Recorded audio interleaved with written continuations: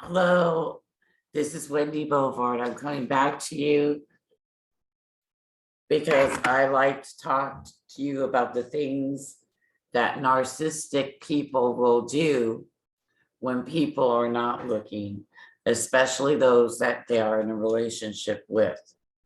They will go through your personal stuff. Narcissistic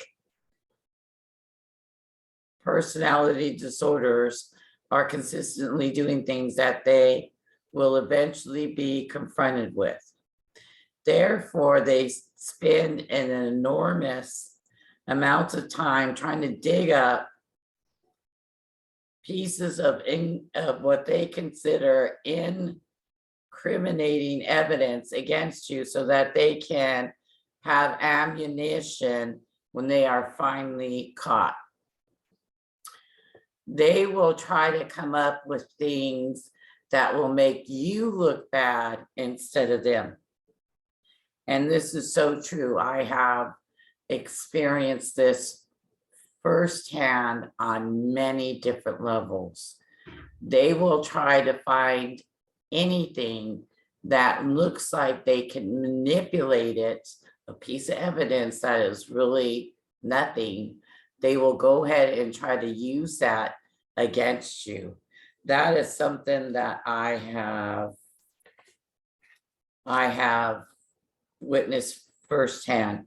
Many times what they will find incriminating is just a fragment of their imagination or something entirely fabricated. And that is so true. They will do this all the time. Nowadays, they will create numerous dating profiles.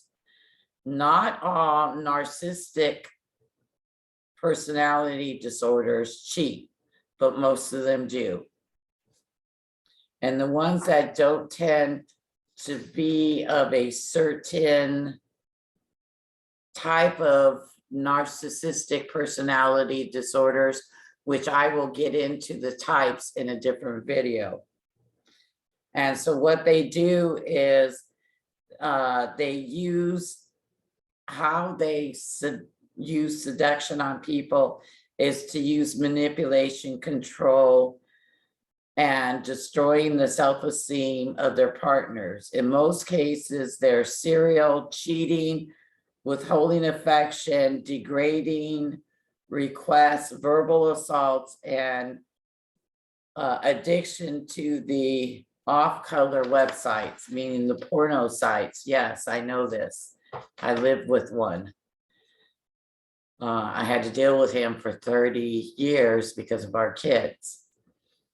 Yeah, it's really sad to see these people because most people don't understand that behind all this stuff is a fragmented little child that did not get over the trauma that they experienced in childhood. And let's say, for instance, a domestic violence marriage. These men or women grew up in a house that had domestic violence in it. And so they went ahead and see that is kind of a classical conditioning where good gets good responses and bad negative responses. And that's what they watched growing up, is that their parent, the father or the mother, was trying to manipulate the other parent, control them, abusive, get physical, emotional abuse, financial abuse, religious abuse, and verbal abuse. And these narcissistic personality disorders have witnessed this. So as they grow up, they don't know where to feed or put away this information in their mind because of the trauma that they're having because of this stuff.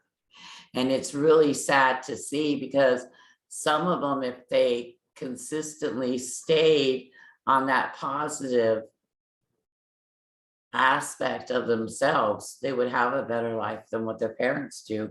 And some of them They can't do it. My ex-husband couldn't do it. Number 3, they try to get in touch with their exes on social media. Imagine this scenario: you're sitting at your work desk and decide to call your partner, who you suspect is a narcissistic person, to check in and get a feeling of how things are going. They seem fairly friendly, and the two of you make plans for dinner or a movie that night. You hang up feeling relieved and begin to think of your recent arguments were probably just normal relationship issues.